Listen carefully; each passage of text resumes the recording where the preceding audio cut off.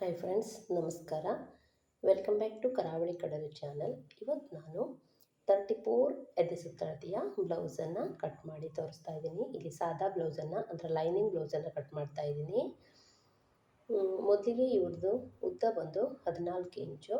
ಇವರಿಗೆ ನೆಕ್ ಮತ್ತು ಶೋಲ್ಡರಿಗೋಸ್ಕರ ನಾನು ಇಲ್ಲಿ ಫುಲ್ 5 ಇಂಚ್ ತೆಗೆದುಕೊಳ್ತಾ ಇದ್ದೀನಿ. ಅಂದರೆ ಶೋಲ್ಡರ್ 3 ಇಂಚ್ ತೆಗೆದುಕೊಳ್ತಾ ಇದ್ದೀನಿ, ನೆಕ್ಕನ್ನು 2 ಇಂಚ್ ತೆಗೆದುಕೊಳ್ತಾ ಇದ್ದೀನಿ. ಈ ಕಡೆ ಇವರಿಗೆ 7.5 ಆರ್ಮೋಲ್ ರೌಂಡ್ ಬೇಕು. ಹಾಗಾಗಿ ನಾನು ಇಲ್ಲಿ 5.4 5.4 ತೆಗೆದುಕೊಳ್ತಾ ಇದ್ದೀನಿ. 5.5 ತೆಗೆದುಕೊಳ್ತಾ ಇಲ್ಲ. ಆಮೇಲೆ ಚೆಕ್ ಮಾಡಿ ನೋಡ್ತೀನಿ. ನಾನು ಇಲ್ಲಿ 8.5 ಇಡ್ತಾ ಇದ್ದೀನಿ. 34ನ 4 ಭಾಗ ಮಾಡಿದಾಗ 8.5 ಬರುತ್ತೆ. ಹಾಗಾಗಿ ಅದಕ್ಕೆ 2 ಇಂಚು ಎಕ್ಸ್ಟ್ರಾನ ಇಟ್ಕೊಳ್ತಾ ಇದ್ದೀನಿ. ಇಲ್ಲಿಂದ ಆರ್ಮೋಲ್ ಶೇಪಿಗೆ 1 ಇಂಚ್ ಇಡ್ತಾ ಇದ್ದೀನಿ. ಇವಾಗ ಒಂದು ಶೇಪನ್ನು ಹಾಕ್ತಾಯಿದ್ದೀನಿ. ಇಲ್ಲಿ 1/2 ಇಂಚು ಸ್ಟಿಚಿಂಗಿಗೆ ಬೇಕು. ಆನಂತರ ಇಲ್ಲಿ ಚೆಕ್ ಮಾಡಿ ನೋಡ್ತಾ ಇದ್ದೀನಿ. ಇಲ್ಲಿ ನಮಗೆ 7.5 ಬೇಕು ಆರ್ಮೋಲ್ ರೌಂಡು. 7.5 ಬಂದರೆ ಕರೆಕ್ಟಾಗಿರುತ್ತೆ. ಇವಾಗ ನಾನು ಮತ್ತೊಮ್ಮೆ ಸಹ ಚೆಕ್ ಮಾಡಿ ತೋರಿಸ್ತಾ ಇದ್ದೀನಿ. 7.5 ಬಂದಿದೆ, ನನಗೆ ಕರೆಕ್ಟಾಗಿದೆ. ಇನ್ನೊಮ್ಮೆನೂ ಸಹ ನಿಮಗೆ ಚೆಕ್ ಮಾಡಿ ತೋರಿಸ್ತೀನಿ ನಾನು. ನೋಡಿ, ಮತ್ತೊಮ್ಮೆ ಸಹ ಚೆಕ್ ಮಾಡ್ತಾ ಇದ್ದೀನಿ. ಕರೆಕ್ಟಾಗಿ 7.5 ಇಂಚು ಬಂದಿದೆ. 5.4 ಇಟ್ಟಾಗ ಇವರಿಗೆ 7.5 ಇಂಚ್ ಬಂದಿದೆ. ಹಾಗಾಗಿ ನಾನು ಅಷ್ಟನ್ನೇ ಇಡ್ತಾ ಇದ್ದೀನಿ. ಇದು ಒಂದೇ ಸಲ ನಾವು ಇಟ್ಟದ್ದು ಫೈನಲ್ ಅಂತ ಹೇಳಲಿಕ್ಕಾಗಲ್ಲ. ಏನಾದರೂ ಕಡಿಮೆ ಬಂತು ಅಂದರೆ ಸ್ವಲ್ಪ ಡೌನ್ ತೆಗೆದುಕೊಳ್ಬೋದು, ಹೆಚ್ಚಾಯಿತು ಅಂದರೆ ಸ್ವಲ್ಪ ಮೇಲ್ಗಡೆ ತೆಗೆದುಕೊಳ್ಬೋದು. ಈ ರೀತಿ ನೋಡಿಕೊಂಡು ನಾವು ಅಡ್ಜಸ್ಟ್ಮೆಂಟ್ ಮಾಡಿ ಕಟ್ ಮಾಡಬೇಕಾಗತ್ತೆ. ಆರ್ಮೋಲನ್ನು ಕರೆಕ್ಟಾಗಿ ಕಟ್ ಮಾಡಬೇಕು. ನೋಡಿ, ಕೆಳಗಡೆ 1/2 ಇಂಚು ಸ್ಟಿಚಿಂಗಿಗೋಸ್ಕರ ಮಾರ್ಜಿನ್ ಬಿಟ್ಕೊಂಡೆ. ಮೊದಲಿಗೆ ಬಟ್ಟೆ ಸರಿ ಇಲ್ಲ ಅಂದರೆ ಕರೆಕ್ಟಾಗಿ ಮಾಡ್ಕೊಳ್ಬೇಕು. ನಾನೇ ಮೊದಲಿಗೆ ಹಾಕೊಂಡಿರೋದು ಸರಿ ಇತ್ತು. ಹಾಗಾಗಿ ಈಗ ವೇಸ್ಟಲ್ಲಿ ಎಷ್ಟಿದೆ ಅಂತ ಚೆಕ್ ಮಾಡ್ತಾ ಇದ್ದೀನಿ. ಅದರ ಬಂದಿರೋದಕ್ಕೆ ನಾವು 1 ಇಂಚನ್ನು ಆ್ಯಡ್ ಮಾಡಬೇಕು. ಇವರಿಗೆ ಇಲ್ಲಿ 7.25 ತೋರಿಸ್ತಾ ಇದೆ. ಹಾಗಾಗಿ 1 ಇಂಚ್ ಆ್ಯಡ್ ಮಾಡಿದ್ರೆ 8.25 ಆಗುತ್ತೆ. ಕೆಳಗಡೆ ವೇಸ್ಟ್ ಲೆಂತಿಗೆ 1 ಇಂಚನ್ನು ಇಡ್ತಾ ಇದ್ದೀನಿ. ಎಕ್ಸ್ಟ್ರಾ ಸೇರಿಸಿ 7.25 ಪ್ಲಸ್ 1 ಇಂಚು ಸೇರಿಸಿ 8.25. ಆನಂತರ ಎಕ್ಸ್ಟ್ರಾ ಫಿಟ್ಟಿಂಗಿಗೋಸ್ಕರ 2 ಇಂಚನ್ನು ಇಡ್ತಾ ಇದ್ದೀನಿ. ಇವಾಗ ಇದನ್ನು ಮಾರ್ಕ್ ಮಾಡ್ಕೊಳ್ಳುವ. ಇಲ್ಲಿಂದ ಇಲ್ಲಿಗೆ ಕರೆಕ್ಟಾಗಿ ಸೇರಿಸ್ಕೊಂಡ್ರೆ ಆಯಿತು. ಎಕ್ಸ್ಟ್ರಾ 2 ಇಂಚನ್ನು ತೆಗೆದುಕೊಂಡಿದ್ದೀನಿ. ನೀವು 1.5 ಇಂಚನ್ನು ಸಹ ತೆಗೆದುಕೊಳ್ಬೋದು. ಆನಂತರ ಇವರಿಗೆ ನೆಕ್ ಡೀಪ್ ಬಂದು ನಾನು ಕೆಳಗಡೆಯಿಂದನೇ ತೆಗೆದುಕೊಳ್ಳೋದು. ಇವರಿಗೆ 4 ರೆಡಿ ಬೇಕು. ಹಾಗಾಗಿ ನಾನು 1/2 ಇಂಚು ಕೆಳಗಡೆ ಸ್ಟಿಚಿಂಗಿಗೆ ಬಿಟ್ಟು ಮೇಲ್ಗಡೆ 1/4 ಇಂಚ್ ಪೈಪಿಂಗಿಗೆ ಹೋಗುತ್ತಲ್ಲ, ಅದನ್ನು ಬಿಟ್ಟು 4.25 ತೆಗೆದುಕೊಂಡಿದ್ದೀನಿ. ಕೆಳಗಡೆ 1/2 ಇಂಚ್ ಬಿಟ್ಟು ಮೇಲ್ಗಡೆ 4.25 ಅಂದರೆ 1/4 ಇಂಚು ಇದಕ್ಕೋಗುತ್ತೆ ಪೈಪಿಂಗಿಗೆ. ಆನಂತರ 4 ಇಂಚು ರೆಡಿ ಬರುತ್ತೆ. ಇಲ್ಲಿ 2.5 ಇಂಚ್ ತೆಗೆದುಕೊಂಡಿದ್ದೀನಿ ಡೀಪು. 2.5 ಇಂಚಿಗೆ ಮೇಲೆ 2 ಇಂಚಿಗೆ ಅದನ್ನು ಇಟ್ಟು ಈ ರೀತಿ ಒಂದು ರೌಂಡ್ ಶೇಪನ್ನು ಹಾಕ್ಕೊಂಡಿದ್ದೀನಿ. ಇದು ಸಾದಾ ಬ್ಲೌಸ್. ಇವ್ರದ್ದು ಲೈನಿಂಗ್ ಬ್ಲೌಸ್ ಆಗಿದ್ರು ಸಿಂಪಲ್ ಆಗಿರುವಂತಹ ಯಾವುದೇ ಡಿಸೈನ್ ಇಲ್ಲ, ಸ್ವಲ್ಪ ಏಜ್ ಆಗಿರೋದು. ಹಾಗಾಗಿ ಇಷ್ಟೇ ಇವ್ರದ್ದು. ಈಗ ಬ್ಯಾಕ್ ಪಾರ್ಟ್ ರೆಡಿ ಆಯಿತು. ಬ್ಯಾಕ್ ಪಾರ್ಟನ್ನು ಕಟ್ ಮಾಡಿ ತೆಗಿತಾ ಇದ್ದೀನಿ. ಈ ಕಡೆಯಿಂದ ನೋಡಿ, ನಮ್ಮ ಟಕ್ಸ್ ಪಾಯಿಂಟ್ ಬರುತ್ತಲ್ಲ, ಅಲ್ಲಿವರೆಗೂ ಸ್ವಲ್ಪ ಒಂದು 1/2 ಇಂಚು ಕ್ರಾಸನ್ನು ಹಂಗೆ ಕಟ್ ಮಾಡಬೇಕು. ನಿಮಗೆ ನೆಕ್ಸ್ಟ್ ವಿಡಿಯೋದಲ್ಲಿ ಬೇಕಂದರೂ ನಾನು ಮತ್ತು ಇನ್ನೂ ಡೀಟೇಲ್ ಆಗಿ ತೋರಿಸ್ತೀನಿ. ಇವಾಗ ಕಟ್ ಮಾಡಿ ತೆಗೆದೆ.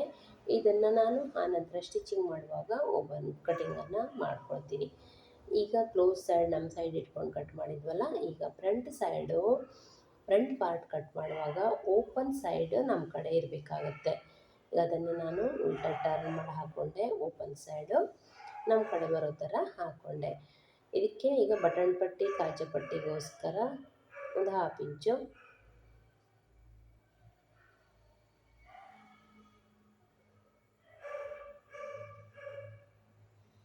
ಇಂಚು ಮಾರ್ಕಿಂಗನ್ನು ಮಾಡ್ಕೊಳ್ಬೇಕಾಗತ್ತೆ.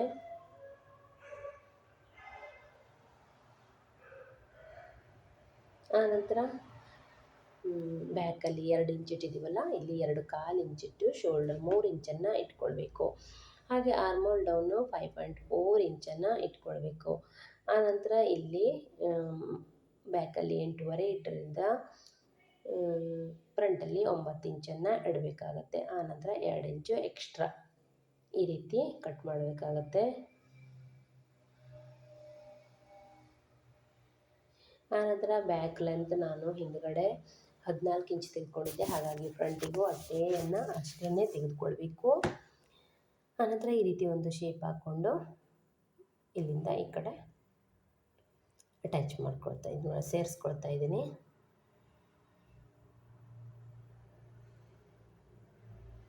ಆನಂತರ ಇವರಿಗೆ ಬ್ರಷ್ ಪಾಯಿಂಟ್ ಎಷ್ಟಿದೆ ಅಂತ ಚೆಕ್ ಮಾಡ್ತಾ ಇದ್ದೀನಿ.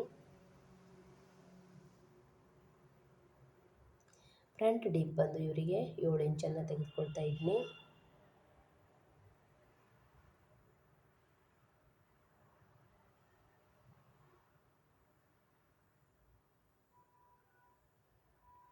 ಇವಾಗ ಒಂದು ಶೇಪನ್ನು ಹಾಕ್ತಾ ಇದ್ದೀನಿ. ಇವಾಗ ಫ್ರಂಟ್ ಶೇಪ್ ಇದೇ ಥರ ಒಂದು 1/4 ಇಂಚ್ ಒಳಗಡೆ ತಗೊಂಡು ಇಲ್ಲಿಂದ ಒಂದು 1/2 ಇಂಚ್ ಮೇಲ್ಗಡೆ ಬರೋ ಥರ ನೋಡಿ ಫ್ರಂಟ್ ಶೇಪನ್ನು ಹಾಕಿದ್ರೆ ಆಯಿತು. ಇಷ್ಟೇ ಸಿಂಪಲ್ಲು. ಈಗ ಬ್ರಷ್ ಪಾಯಿಂಟನ್ನು ಚೆಕ್ ಮಾಡ್ತಾ ಇದ್ದೀನಿ. ಇವರಿಗೆ ಫಸ್ಟ್ ಪಾಯಿಂಟ್ 9.5 ಬಂತು, 1/2 ಇಂಚ್ ಮೇಲ್ಗಡೆ ಸ್ಟಿಚಿಂಗಿಗೋಸ್ಕರ. ಹಾಗಾಗಿ 10 ಇಂಚನ್ನು ಇಡ್ತಾ ಇದ್ದೀನಿ. ಅಲ್ಲಿಂದ ಕೆಳಗಡೆ 10 ಇಂಚ್ ಆದ ನಂತರ ಅಲ್ಲಿಂದ ಕೆಳಗಡೆ 3 ಇಂಚು ಟಕ್ಸಿಗೋಸ್ಕರ. ಇವಾಗ ಇದನ್ನು ನಾನು ಸೇರಿಸ್ಕೊಳ್ತಾ ಇದ್ದೀನಿ. ಆನಂತರ ಇಲ್ಲಿಂದ 4 ಇಂಚುವರೆಗೂ ನೋಡ್ಕೊಳ್ಬೇಕು. ಹಾಗೆ ಇಲ್ಲಿಂದ 3 ಇಂಚ್, 2.5 ಇಂಚಿಗೆ ಇಟ್ಟರೂ ಆಗುತ್ತೆ, 3 ಇಂಚ್ ಇಟ್ಟರೂ ಆಗುತ್ತೆ. ಆನಂತರ 2 ಇಂಚು ಟಕ್ಸು. ಆನಂತರ ಇಲ್ಲಿಂದ 3 ಇಂಚು, ಕೆಳಗಡೆಯಿಂದ ಮೇಲ್ಗಡೆಗೆ 3 ಇಂಚು, ಈ ಕಡೆಯಿಂದ 2.5 ಇಂಚು. ನನಗಿಲ್ಲಿ 4 ಮತ್ತು 3.5 ಇಂಚಿಂದ ಕ್ರಾಸ್ ಬೆಲ್ಟನ್ನು ತೆಗಿಬೇಕು. ನಾನಿಲ್ಲಿ ಈ ರೀತಿ ಸೇರಿಸ್ಕೊಂಡ್ರೆ ಆಯಿತು.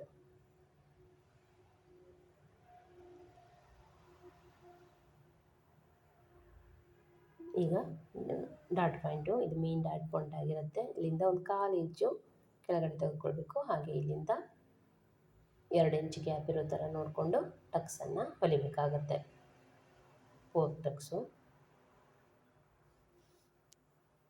4 ಟಕ್ಸ್ ಲೌಸ್ ಇದು ಆಯಿತು. ಇವಾಗ ಫ್ರಂಟ್ ಮಾರ್ಕಿಂಗ್ ಆಯಿತು. ಇಷ್ಟೇ. ಮತ್ತೊಮ್ಮೆ ನಾನು ತೋರಿಸ್ತಾ ಇದ್ದೀನಿ ನೋಡಿ. 7 ಇಂಚು ಫ್ರಂಟ್ ಡೀಪು, ಆರ್ಮೋಲ್ ಡೌನಿಂಗ್ ಬಂದು 5.4 ಇಂಚು, ಹಾಗೆ 5.4 ಇಂಚ್ ಆಗುತ್ತೆ. ಹಾಗೆ ಇಲ್ಲಿಂದ 2.5 ಇಟ್ಟಿದ್ದೀನಿ ನೋಡಿ. ಆನಂತರ ಈ 3 ಇಂಚಿಗೆ ಇಟ್ಟಿದ್ದೀನಿ ಡಾಟ್ ಲೆಂತು. ಟಕ್ಸ್ ಪಾಯಿಂಟ್ ಬಂದು 10 ಇಂಚು. ಇಷ್ಟು. ಈಗ ಕಟ್ ಮಾಡಿ ತೆಗಿತಾ ಇದ್ದೀನಿ.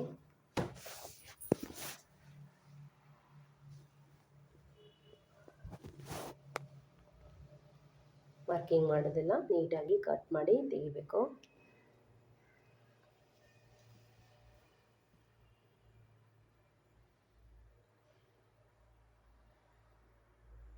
ಇಷ್ಟು ಮಾಡಿದರೆ ಫ್ರಂಟ್ ಪಾರ್ಟು ಸಹ ರೆಡಿ ಆಯಿತು. ಈಗ ಈ ಬಟ್ಟೆನ ನಾವು ಮೇನ್ ಫ್ಯಾಬ್ರಿಕ್ ಮೇಲೆ ಇಟ್ಟು ಕಟ್ ಮಾಡಿಕೊಂಡ್ರೆ ಆಯಿತು. ಇದನ್ನು ನಾವೀಗ ಸ್ಟಿಚಿಂಗ್ ಮಾಡಬೇಕಾದ್ರೆ ಒಳಗಡೆ ಮಾಡಿ ನೋಡಿ, ಈ ರೀತಿ ಒಂದು 1/4 ಇಂಚು ಕಟ್ ಮಾಡಿದರೂ ಆಗುತ್ತೆ, ಇಲ್ಲಾಂದರೆ ಒಳಗಡೆ ಮಾಡಿ ಸ್ಟಿಚಿಂಗ್ ಮಾಡಿದರೂ ಆಗುತ್ತೆ. ನಾನು ಸ್ಟಿಚಿಂಗ್ ಮಾಡಬೇಕಾದ್ರೆ ಸ್ಟಿಚ್ ಮಾಡ್ತೀನಿ ಆ ಕಡೆ ಡೌನ್ ಮಾಡಿ, ಆನಂತರ ನಾನು ಕಟ್ ಮಾಡಿ ತೆಗಿತೀನಿ. ಇವಾಗ ನಾನು ಕಟ್ ಮಾಡಿ ತೆಗಿಯೋದಿಲ್ಲ. ಆಲ್ಮೋಸ್ಟ್ ನಾನು ಕೆಲವೊಂದನ್ನು ಸ್ಟಿಚಿಂಗ್ ಮಾಡೋ ಗೊತ್ತಾವಾಗಲೇ ಕಟ್ ಮಾಡಿ ತೆಗಿತೀನಿ, ಆನಂತರ ಸ್ಟಿಚಿಂಗನ್ನು ಮಾಡ್ಕೊಳ್ತೀನಿ. ಅದು ನನಗೆ ಅಭ್ಯಾಸ ಆಗಿ ಹೋಗಿದೆ. ಕಟಿಂಗ್ ಮಾಡುವಾಗ ಮೇನ್ ಅಷ್ಟೇ ಕಟ್ ಮಾಡಿರ್ತೀನಿ. ಆಮೇಲೆ ಚಿಕ್ಕ ಪುಟ್ಟ ಸಣ್ಣ ಡಿಟೇಲಿಂಗೆಲ್ಲ ನಾನು ಸ್ಟಿಚಿಂಗ್ ಮಾಡುವಾಗ ಮಾಡ್ಕೊಳ್ತೀನಿ. ನಮಗೆ ಕಟಿಂಗ್ ಎಷ್ಟು ಇಂಪಾರ್ಟೆಂಟ್ ಆಗಿರುತ್ತೋ ಸ್ಟಿಚಿಂಗು ಸಹ ಅಷ್ಟೇ ಇಂಪಾರ್ಟೆಂಟ್ ಆಗಿರುತ್ತೆ.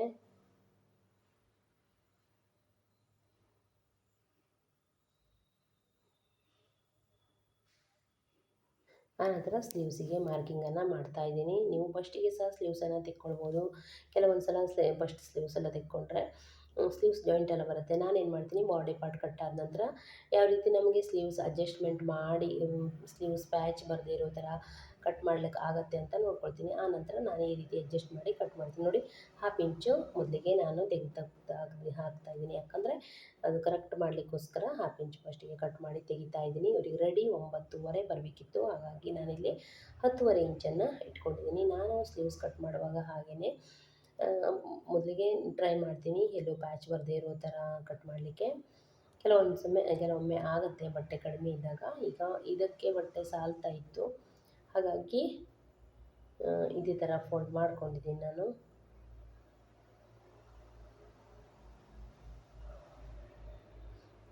ಕೆಳಗಡೆ 1/2 ಇಂಚು ಸ್ಟಿಚಿಂಗಿಗೋಸ್ಕರ ಬೇಕು, ಮೇಲ್ಗಡೆ 1/2 ಇಂಚು ಸ್ಟಿಚಿಂಗಿಗೋಸ್ಕರ ಬೇಕು.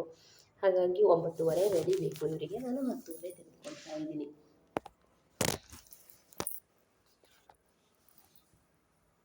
ಬಟ್ಟೆನ ಕಟ್ ಮಾಡೋದಕ್ಕಿಂತ ಮುಂಚೆನೇ ಐರನ್ ಮಾಡಿ ಕಟ್ ಮಾಡಬೇಕು, ಮತ್ತು ಸ್ಟಿಚಿಂಗ್ ಮಾಡುವಾಗಲೂ ಸಹ ಐರನನ್ನು ಮಾಡಬೇಕಾಗತ್ತೆ. ನೋಡಿ, ಇವರಿಗೆ 9:30 ಬೇಕಾದ್ದರಿಂದ ನಾನಿಲ್ಲಿ 10:30 ಇಡ್ತಾ ಇದ್ದೀನಿ. ಆನಂತರ ನಮ್ಮ ಚೆಸ್ಟಲ್ಲಿ 10ನೇ ಭಾಗನ ನಾವಿಲ್ಲಿ ಆರ್ಮೋಲ್ ರೌಂಡಿಗೆ ಇಡಬೇಕಾಗುತ್ತೆ. 3.4 ಬರುತ್ತೆ ಇವರಿಗೆ. ನಾನಿಲ್ಲಿ 2.9 ಅಂದರೆ 3 ಇಂಚಿಗೆ ನಾನಿಲ್ಲಿ ಡೌನಿಂಗನ್ನು ಇಟ್ಕೊಂಡಿದ್ದೀನಿ.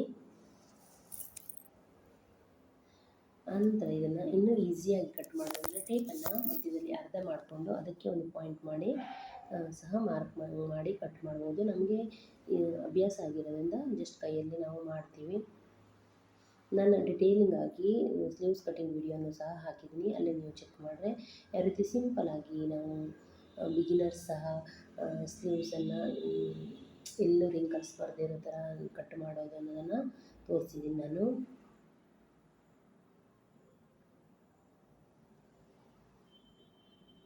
ಆಯಿತು. ಇವಾಗ ನೋಡಿ, ಇಲ್ಲಿ 7:30 ಇರ್ತದಲ್ಲ, 7:30ಗೆ ಅರ್ಧ ಮಾಡ್ತಾ ಇದ್ದೀನಿ ನಾನಿಲ್ಲಿ 3/4 ಬರ್ತಾಯಿದೆ. ಅಲ್ಲಿಂದ ಒಂದು ಮಾರ್ಕ್ ಹಾಕ್ಕೊಂಡು ನಂತರ 1:30 ಒಂದು ಮಾರ್ಕ್ ಹಾಕ್ಕೊಂಡು ಅಲ್ಲಿಂದ ಅಲ್ಲಿಗೆ ಶೇಪ್ ಕೊಡಬೇಕು.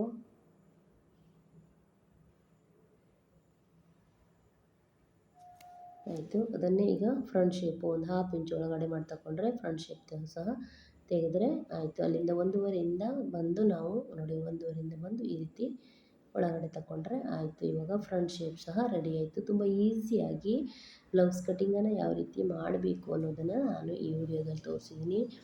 ಇದು ನಿಮಗೆ ಯಾವ ಅಳತೆ ಬ್ಲೌಸ್ ಕಟಿಂಗ್ ಬೇಕು ಅಂದರೆ ನನಗೆ ಕಮೆಂಟ್ಸ್ ಮಾಡಿ, ನಾನು ಕಟ್ ಮಾಡಿ ನಿಮಗೆ ತೋರಿಸ್ತೀನಿ. ವಿಡಿಯೋ ಇಷ್ಟ ಆಗಿದ್ದರೆ ಒಂದು ಲೈಕ್ ಮಾಡಿ, ಹಾಗೆ ಫ್ರೆಂಡ್ಸ್ ಆ್ಯಂಡ್ ಫ್ಯಾಮಿಲಿಗೆ ಶೇರ್ ಮಾಡಿ. Thank you friends. Thank you for watching my channel. Thank you. ಇನ್ನೊಮ್ಮೆ ನಾನು ಸ್ಲೀವ್ಸ್ ಕಟಿಂಗನ್ನು ಹೇಳ್ತಾ ಇದ್ದೀನಿ.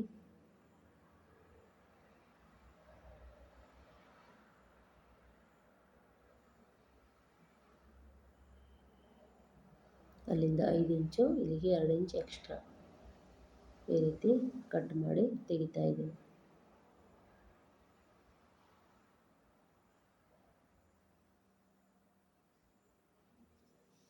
ಇವಾಗ ನೋಡಿ, ಫ್ರಂಟ್ ಶೇಪ್ ಸಹ ತೆಗೆದಿದ್ದೀನಿ ನಾನು. ಸ್ಲೀವ್ಸ್ ಕಟ್ ಮಾಡಿದ್ದೀನಿ, ಫ್ರಂಟ್ ಶೇಪ್ ಸಹ ತೆಗೆದು ತೋರಿಸ್ತೀನಿ. ಇಲ್ಲಿ ಒಂದು ನಾಚ್ ಹಾಕ್ಕೊಳ್ತೀನಿ. ನಾನು ಹೆಚ್ಚಾಗಿ ಸ್ಟಿಚಿಂಗ್ ಮಾಡುವಾಗಲೇ ಫ್ರಂಟ್ ಶೇಪನ್ನು ಸಹ ತೆಗೆಯೋದು. ಈಗ ಇದರಲ್ಲಿ ಫ್ರಂಟ್ ಶೇಪನ್ನು ತೆಗೆದು ತೋರಿಸ್ತಾ ಇದ್ದೀನಿ. ನಿಮ್ಗೆ ಯಾವ ರೀತಿ ನೀವು ಮಾಡ್ಕೊಂಬರ್ತಿರಲ್ಲ ಅದೇ ಥರ ಮಾಡ್ಕೊಳ್ಳಿ. ಯಾಕಂದರೆ ಸ್ಲೀವ್ಸ್ ಫ್ರಂಟ್ ಪಾರ್ಟು ಸ್ಟಿಚಿಂಗ್ ಮಾಡುವಾಗ ತೆಗೆದ್ರೆ ನಮಗೆ ಅನುಕೂಲ. ಯಾಕಂದರೆ ನಾವು ಹೊಲಿತಾ ಇರ್ತೀವಿ, ಒಂದೊಂದ್ಸಲ ಬೈ ಮಿಸ್ಟೇಕ್ ಆಗಿ ಒಂದೇ ಸೈಡ್ ಹೊಲಿಯುವಂಥ ಚಾನ್ಸ್ ಇರುತ್ತೆ. ಈ ರೀತಿ ಮಾಡಿಕೊಂಡ್ರೆ, ನಾವು ಅಲ್ಲೇ ಕಟ್ ಮಾಡುವಾಗ ಮಾಡಿಕೊಂಡ್ರೆ ನಮಗೆ ಈಸಿ ಆಗುತ್ತೆ. ಅದಕ್ಕೋಸ್ಕರ ನಾನು ಸ್ಟಿಚಿಂಗ್ ಮಾಡುವಾಗಲೇ ಫ್ರಂಟ್ ಪಾರ್ಟನ್ನು ತೆಗೆಯೋದು. ಈಗ ವಿಡಿಯೋಗೋಸ್ಕರ ನಾನು ಇಲ್ಲಿ ಫ್ರಂಟ್ ಪಾರ್ಟನ್ನು ತೆಗೆದಿದ್ದೀನಿ. Thank you friends. Thank you for watching my channel. Thank you.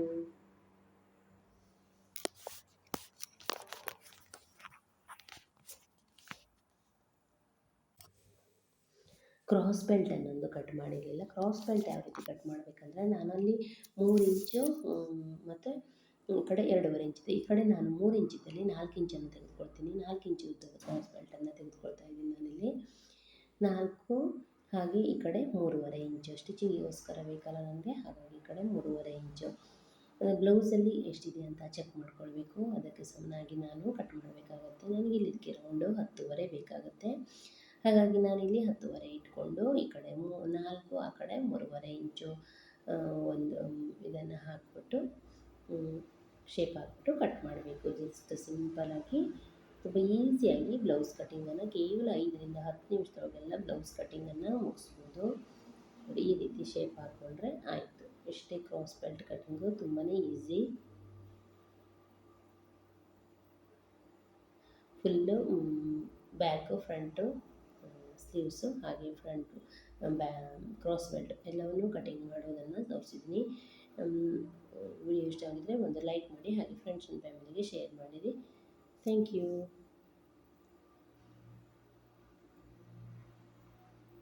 ಇದು ಫ್ರಂಟು, ಇದು ಬ್ಯಾಕು, ಹಾಗೆ ಇದು ಸ್ಲೀವ್ಸು, ಆನಂತರ ಕ್ರಾಸ್ ಬೆಲ್ಟ್. ಇಷ್ಟು ರೆಡಿ ಆಯಿತು. ಈಗ ಇದನ್ನು ಮೇನ್ ಫ್ಯಾಬ್ರಿಕ್ ಮೇಲೆ ಇಟ್ಟು ಕಟ್ ಮಾಡ್ರಾಯಿತು. ನಾನು ಮೇನ್ ಫ್ಯಾಬ್ರಿಕ್ ಮೇಲೆ ಇಟ್ಟು ಕಟ್ ಮಾಡೋದನ್ನು ತೋರಿಸಿಲ್ಲ. ಇಷ್ಟೇ, ಮೇನ್ ಫ್ಯಾಬ್ರಿಕ್ ಮೇಲೆ ಇಟ್ಟೆ ಕಟ್ ಮಾಡಿದ್ರೆ ಮುಗೀತು.